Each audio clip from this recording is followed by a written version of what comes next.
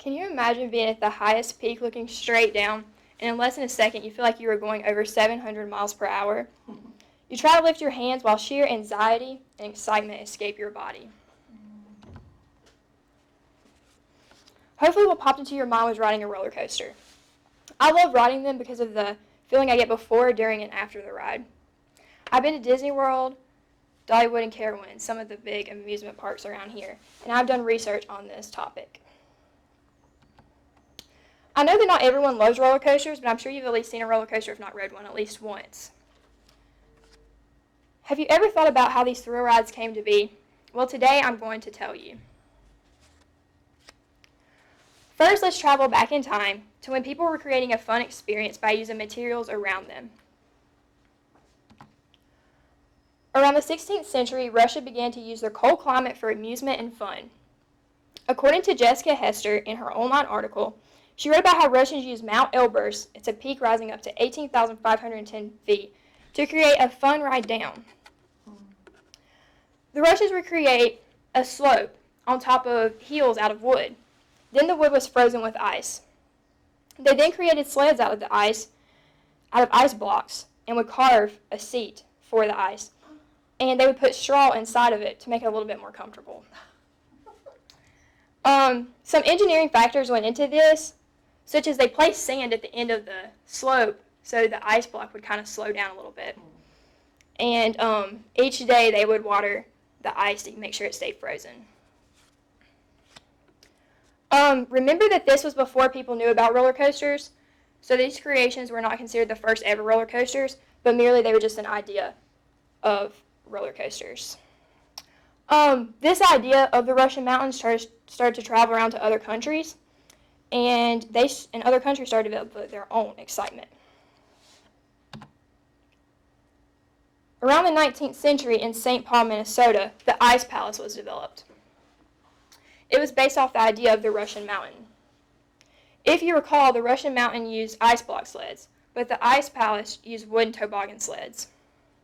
So basically it was a sloped hill. You would start at the top and you would slide down into the rink at the bottom. So it's sort of like an ice rink that you might go to in the winter. Okay. Now let's learn about the first roller coaster built in America. This roller coaster was called the Monk Chunk Switchback Railroad, built in Brooklyn, New York along Coney Island in 1884. It was developed by LaMarcus Thompson. He got the idea from a coal mining company. The coal mining company would take individuals on an adventure after mining hours by riding up and down the slopes of the mine. Thompson's roller coaster went up to a speed of only 6 miles per hour and only cost a single nickel to ride it. So now that we know about the mechanics of the roller coaster, let's talk about why Thompson built this roller coaster. According to an article from Vintage News, after the Civil War, America was booming with money.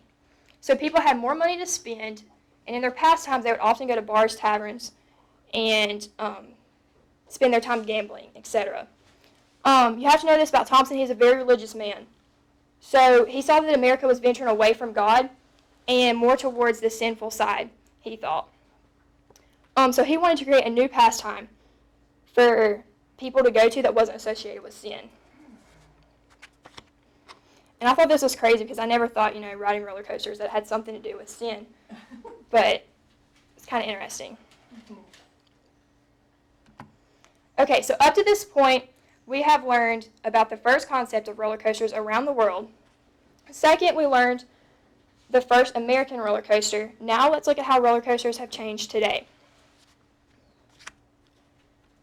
If you remember, the first roller coaster in America went up to a speed of 6 miles per hour. That is considerably so much slower than the fastest roller coaster in America today, which travels up to 128 miles per hour. And if you look right here, this is the fastest roller coaster in America. And it's called the King de Ka, and it's located in Six Flags, New Jersey.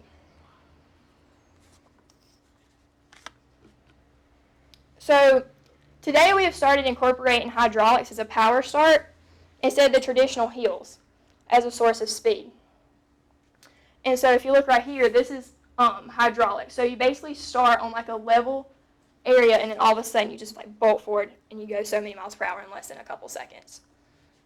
With early roller coasters, there's usually only typically a one-person cart, and now we have rows and rows of seating, as you can see.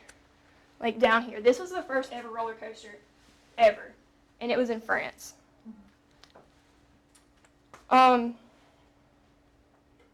Engineering has changed dramatically, such as now we have indoor roller coasters. So like here's an example of an indoor roller coaster. Pretty sure that's built in like a mall. And we even decorate our roller coasters now to create a setting and a story. It might seem simple now that we use power and energy on roller coasters, but back then you had to push your cart back up the hill that you just traveled down. I don't find that much fun. I wouldn't want to do that. That's what they done. Today we have incorporated all types of track creations, for example, upside down factors and sideways slopes.